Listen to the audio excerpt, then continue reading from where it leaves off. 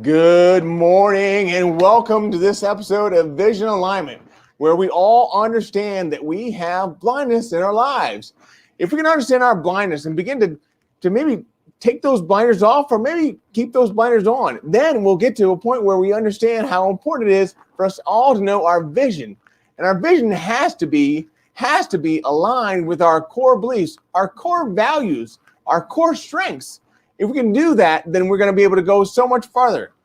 With us today, I have a special guest coming on, and she is one that knows her vision very well and is absolutely aligned with everything she does.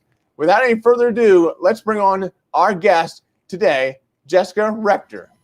Hi. Hey, how are you? Good. Thanks for having me. Absolutely. Thanks for coming on. This is awesome. Yeah, my pleasure. I'm excited. Good. Well, tell me, when is the first time or first recollection you have of knowing your vision?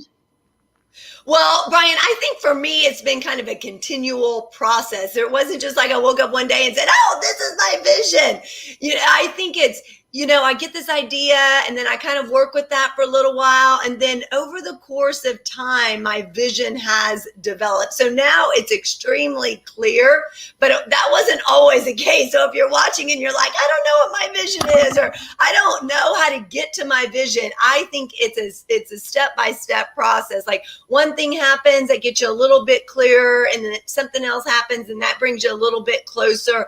And then over the course of time, I was like, okay, this is my vision for my business, for my life, and it's not just necessarily one vision overall, but, I guess there is an overarching vision, but then there's visions in different components, like a vision in parenting, a vision in how I show up in business. But really for me, it's also about being my authentic self. And that's something that I had to learn over the course of time, and not being attached to, getting everybody to like me or wanting everybody to like me and how everybody else is doing things. I should do it exactly like that. But really finding out who I am and being aligned and in tune with that, I think, is the core foundation of it. Awesome. If you want to hear more, stick around.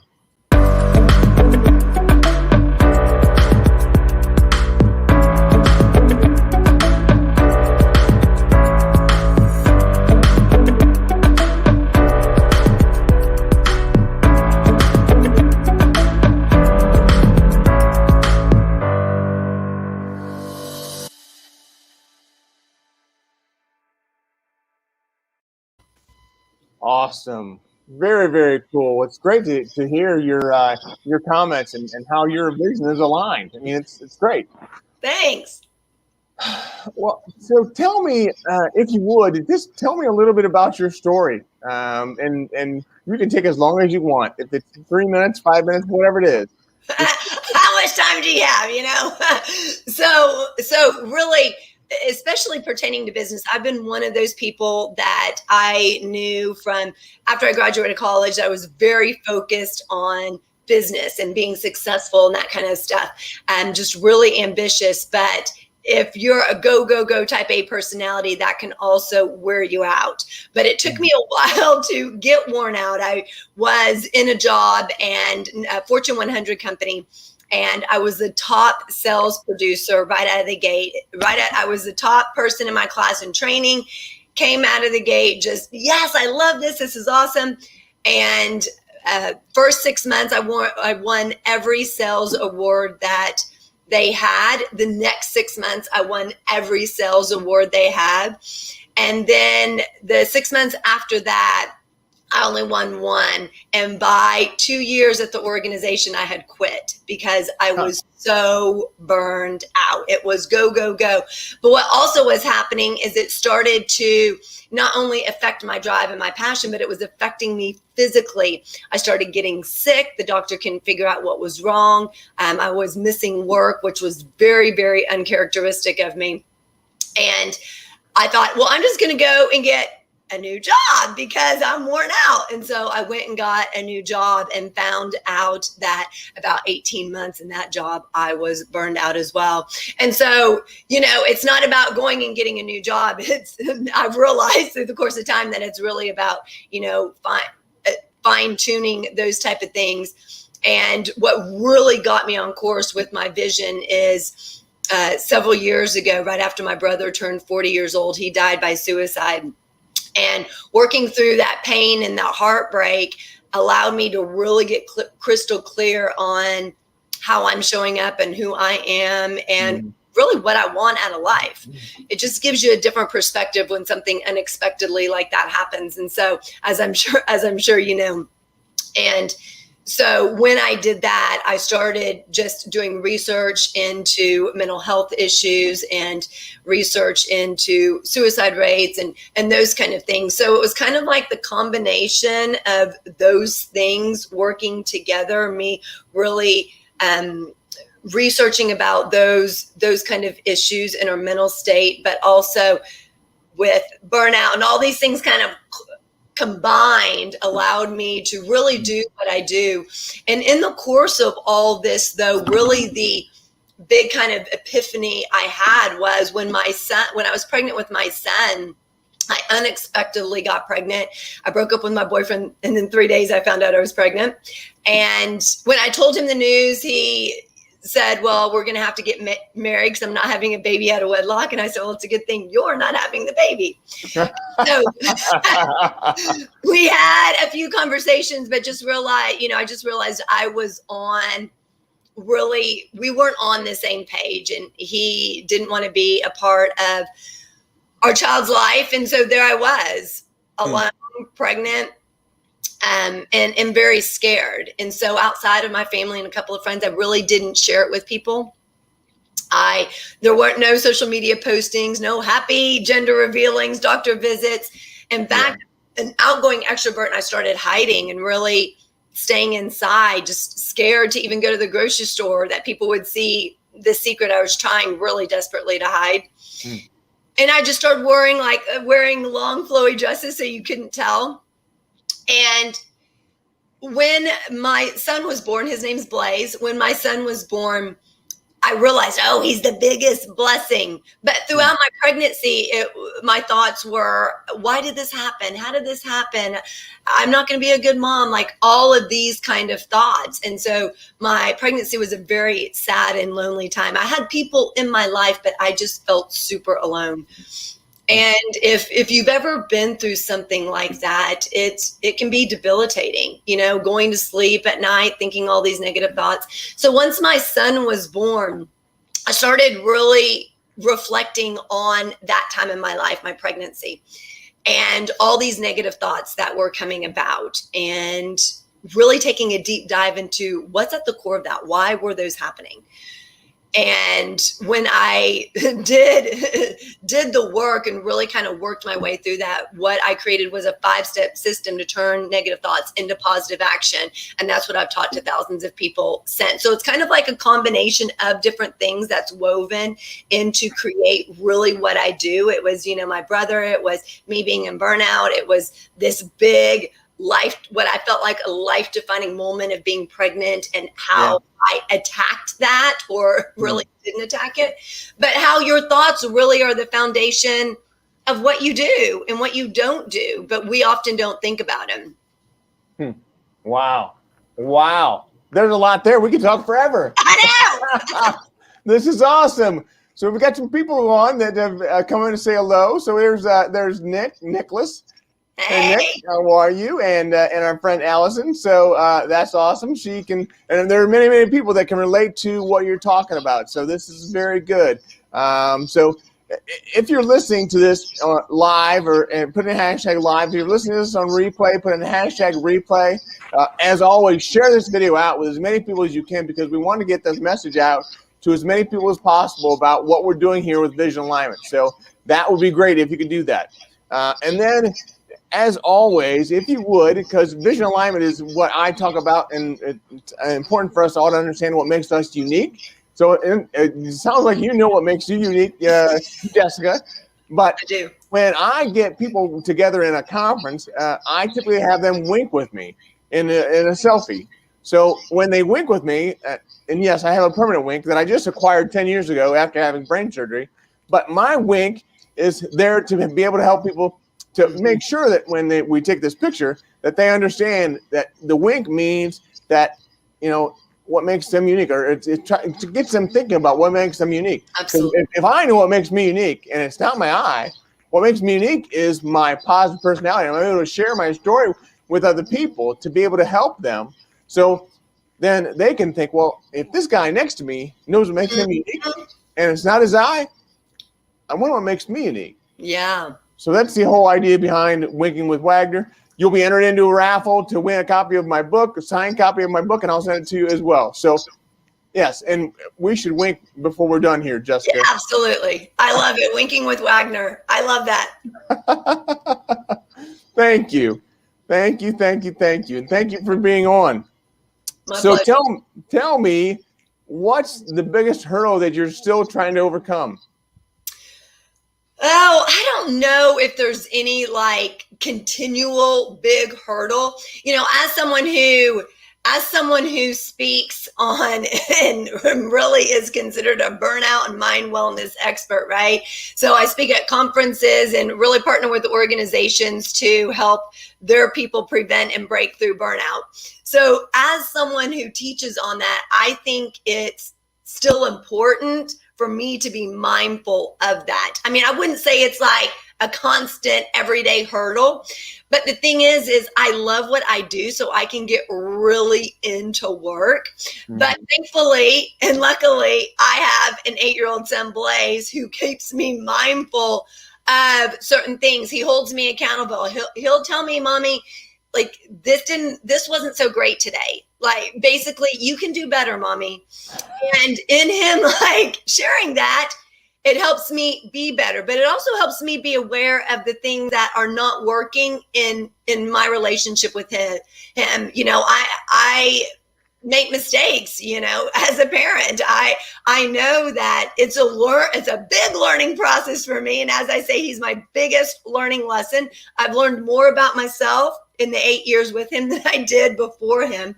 But the thing is it's still a constant reminder for me to make sure that I'm doing things to take care of myself. And Blaze's big thing is he cannot go to sleep unless he had fun that day.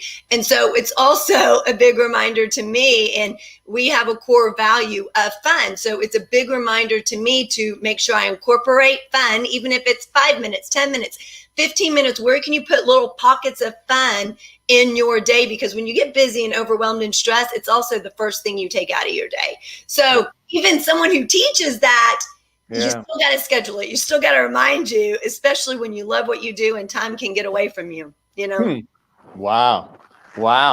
That's great news. Great advice. So what's the biggest factor in your success? Staying true to myself. Brian, the interesting thing is growing up, I heard, Jessica, just sit down. Can you just sit down for 5 minutes? You have to talk so loud. You have too much energy. You like the exact things that people hire me for now, right? Right. Like having an opinion, doing research, my high energy, my enthusiasm, my passion. Those are the things that I was, quote unquote, criticized for, or, hey, can you tone that down a little? Whenever I was younger, and it's the exact things and the reasons why I get hired and why my business is successful. So being true to who you are and really taking the time to find out who that is. Mm-hmm. And I just have a saying now that, like, hey, if you like me, great. If you don't, great. I'm for everyone, and that's okay. And as soon as we realize that we're not for everyone, we can let go of that and just stay focused. Yeah. On our path, on our vision, on where we're supposed to be, because we're not supposed to be everywhere, right? Yeah, absolutely right. Great point. So you've gotten a lot of advice over the years. What's the best advice you've ever gotten? The best advice I've ever gotten, the funny thing is especially in business, I'm sure, you get lots of advice on how to do things. Like, this is how everybody's always done it. And I have a mentor that it's really like, you can do it this way, but there's lots of different ways to do it. You don't have to do it this way. You have to find out what works for you and what doesn't work for you. And all the advice that you get, you may say, okay, I'm going to take a little bit of this, a little bit of this, a little bit of this, and not that at all. And, and I heard recently, and it was a reiteration because I heard it before, that basically, like, if you're not someone who's criticizing, who's not in the ring, don't even listen to that. And I think we want to listen to everybody, and whether it's we're trying to please them or whether we think it's good advice or it's because, it's someone we trust. And then we get let down when things don't work out the way we think they should. But sometimes that's just a step in the process of where you're supposed to be. Yeah. So that's great advice. Now, I think about how there are so many times you want to emulate, or you want to have what someone else has. So how do you keep yourself from doing that, from being the person that is out there hoping to be somebody else? Well, for one, I have friends that have instilled in me over the course of years, like, you can't compare yourself to someone who's been doing it 20 years, Jessica, especially when I first got in the business of speaking. It'd be like, oh, but they have this many followers and they're blah, blah, blah. And they're like, they've been doing it 20 years, Jessica. They've been doing this since they were 18. And so, but get out of the comparison game, because I realize it never serves you, right? You can drive yourself crazy comparing, even on social media, how many followers someone has, how many likes someone has, because then you feel like you're not measuring up. And instead of looking at what you're doing and how you're proceeding. And, my only job is to focus on me and to focus on my business and the people that I'm trying to serve and trying to help. It does not serve me or those people I'm trying to help by constantly looking sideways at what everybody else is doing and comparing myself. Do the best you can with what you have. Exactly. I think this is what Wes is saying here with this comment. Do it the way we've always done it. It kind of sucks. So we should always be trying to do new things and make them better. Yes, Wes, that's so true.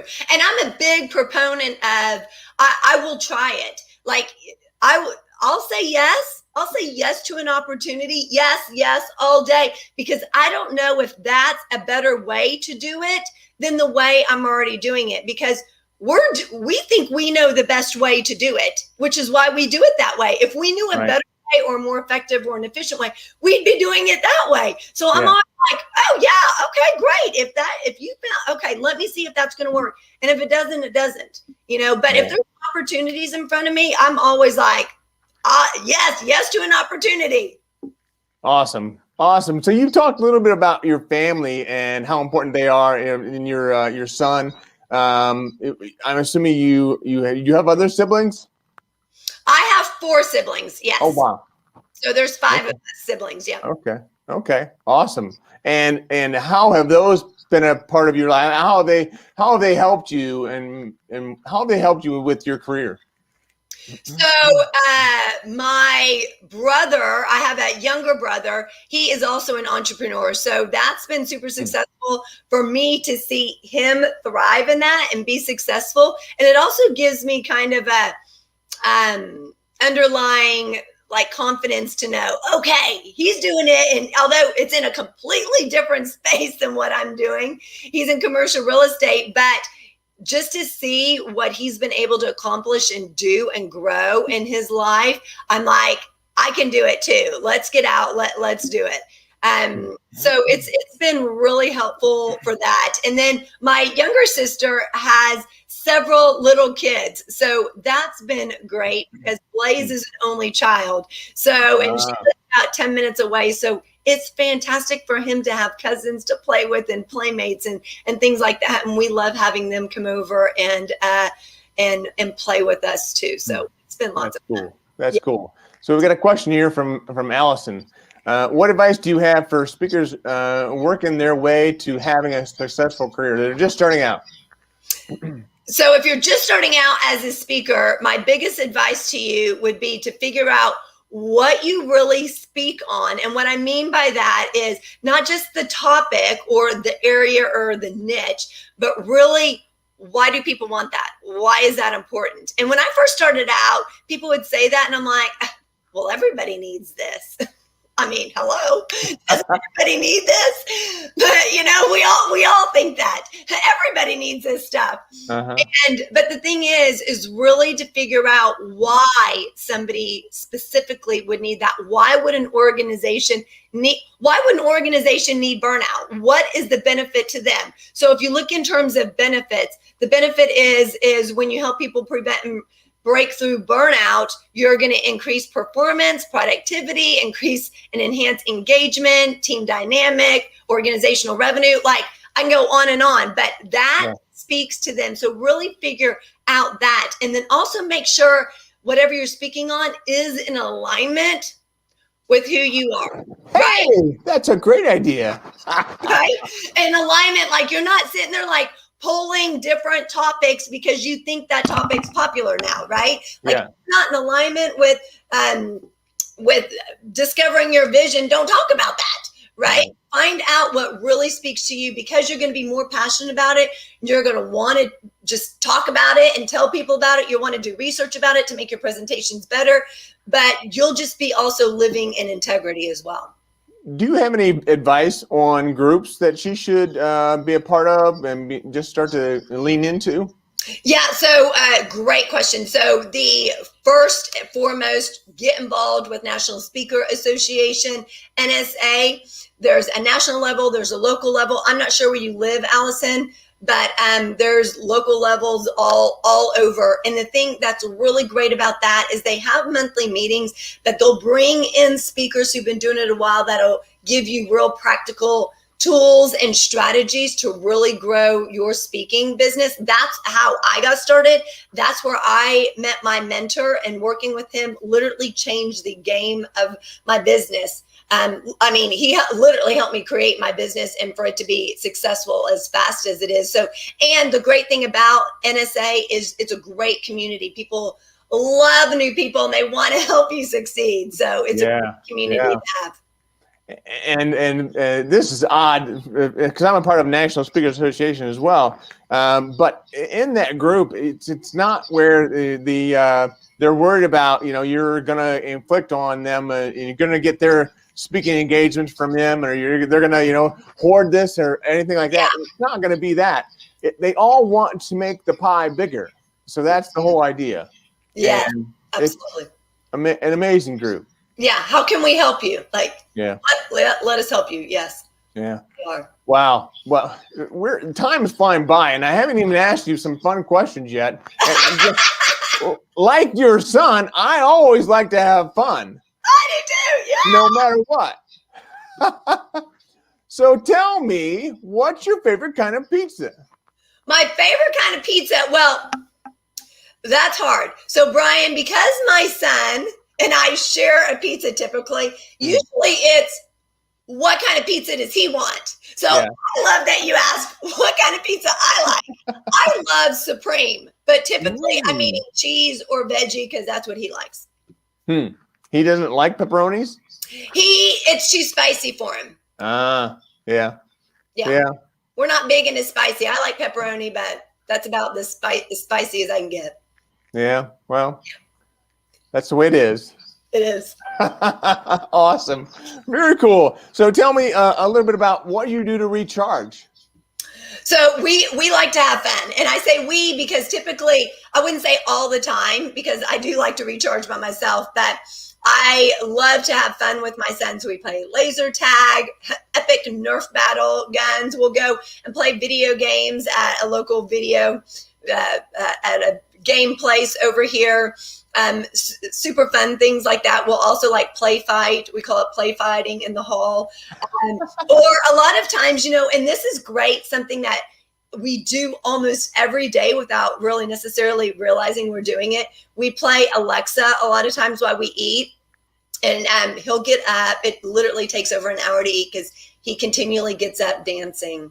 And so I eat like in 10 minutes. So then I'll sit there and dance with him and stuff throughout. So little fun things like that. I also like to go to a spa day. I love to travel. So trips away, girls' night out, fun things like that I also do for myself outside of it. Cool. Allison says thank you. So. Oh, thank you, Allison. Yeah. So let's see so you go out and you do different things with your girlfriends or whatever. So you also have a lot of fun yourself. So that's important. Um, Mhm. that self-care is an important part of everything we do. So Yes. what else do you do for self-care? So I read. I'm reading Blue Ocean Strategy right now. I just Okay. actually just started it. I read. I take baths, drink hot tea. Those are kind of like those kind of components are like my daily things. Mhm. I also spend time, which I think is vital for everyone, to spend at least 15 minutes a day thinking, and I call it thinking time, right? So meaning like first thing in the morning, midday, before you go to bed, but time just to decompress and think, process. If it's at the end of the night, process things that happened during the day or midday. What's the rest of your day going to be like? What's coming up for you? But I think it's important because people are so go, go, go, go, go that they spend time just to think and process, figure out where they are emotionally and mentally. Hmm. And then I also have a gratitude journal every night. So first thing in the morning, I wake up and I like, what are 6 things that are going to be amazing today? 6 great things that are going to happen. And I got that from my son because that's what he says. What are 6 great things that are going to happen today? And even if I don't have anything big on my calendar, it allows me to get excited about the day. At the end of the day, I always write down 5 things I'm thankful for, and then a few sentences about. So it's not just my son, period. It's like something specific that he did throughout the day or something that happened, a conversation I had, those kind of things. Wow, that's really neat. Thanks. I love that. Thanks. So there's so much going on with you, and we all have, like I said in the intro, we all have blindness in our lives. There's always blind spots. Who do you have to help see your blind spots? My son, I mentioned, Yeah. he's a big one because I get so caught up in my day and focused on what I'm doing. He oftentimes will say, hey mama. He'll call me Jessica, trying to be funny. He'll be like, Jessica, hey. So he's a big proponent, but I also have 2 best friends that are real straightforward with me. That, one of them I've known 27 years.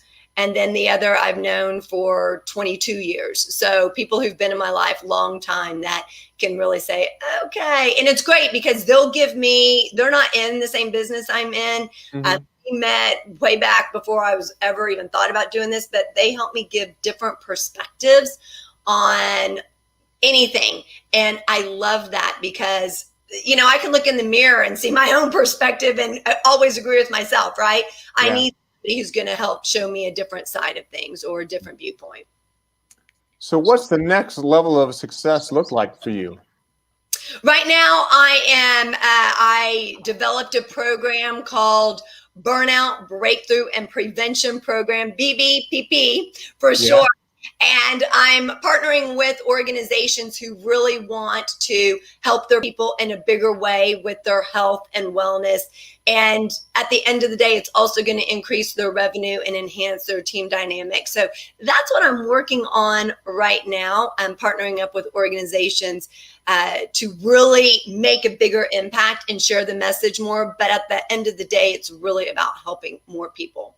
What's going on? So, because burnout and mental health are the biggest issues that are impacting the workforce right now. So do my part to help them with those. Awesome. And again, the BBPP, how does that go again?